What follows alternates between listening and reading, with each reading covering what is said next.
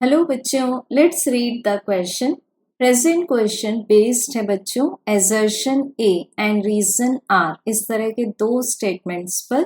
Assertion में given है body becomes weightless at the centre of earth and reason says as the distance from centre of earth decreases acceleration due to gravity increases.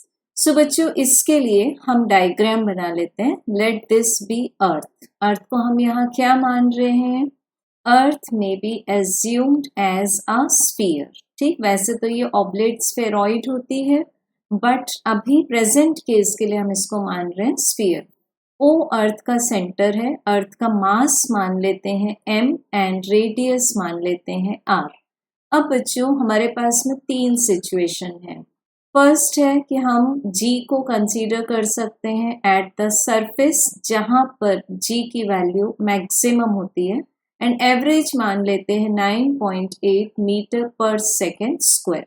अब बच्चों, second हम लेंगे altitude wise, means जैसे जैसे हम अर्थ के सरफेस से अपवर्ड मूव करेंगे हाइट इंक्रीज होती जाएगी।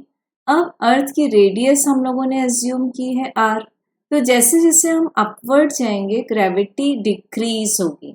एंड थर्ड लेते हैं हम, जो कि इस क्वेश्चन में नेसेसिटी है, depth. Depth means surface down move करना। तो मान लेते हैं सरफेस पर एक पॉइंट P। अब P से जब हम अर्थ में इनसाइड डाउन जाते हैं तो let this point is Q such that हम डेप्थ मान ले PQ। This is assumed as small t। अब बच्चों, Q पॉइंट पर हमें जो ग्रेविटी की वैल्यू मिलेगी, that will be the gravity on the surface with in bracket 1 minus d divided by r। d means depth, r means the radius of earth. So बच्चों, हमें assertion में बताया है कि सेंटर ऑफ अर्थ पर body weightless हो जाएगी। तो सेंटर तक मूव करना मीन्स P से हम O तक मूव करेंगे। तो जब हम P से O तक आ जाएंगे तो the distance covered is equal to the just as the radius of earth. तो हम D के प्लेस पर जब R पुट कर देंगे, सो दिस फ्रैक्शन बिकम्स 1। ये पूरा फ्रैक्शन क्या हो जाएगा? R by R means 1। 1 minus 1 means 0। तो हमें जी डी को अब हम कैसे डिनोट करेंगे? G at O, that is at the centre, this is equals to 0। अब अगर हम किसी बॉडी का वेट एक्सप्रेस करना चाहते हैं तो this is the product of mass of the body and the acceleration due to gravity at that place.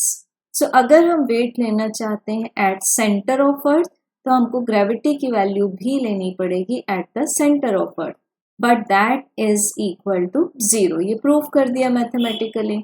तो हमें वेट भी क्या मिल जाएगा बच्चों? 0। सो हम बोल सकते हैं कि एजर्शन इज ट्रू। अब रीजन में बताया है कि as the distance from centre of earth decreases, मतलब ये जो distance from centre of earth है, सो ये डिस्टेंस कितना बचेगा? r माइनस d बचेगा।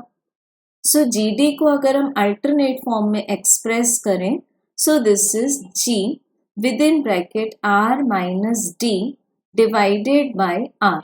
अब जैसे जैसे बच्चों हम सेंटर ऑफ अर्थ से डिक्रीज करेंगे डिस्टेंस को, इट मीन्स क्या हुआ कि हम इस बॉडी को और अंदर मूव करेंगे। तो इट मीन्स डेप्थ क्या होती जाएगी? इंक्रीज होगी।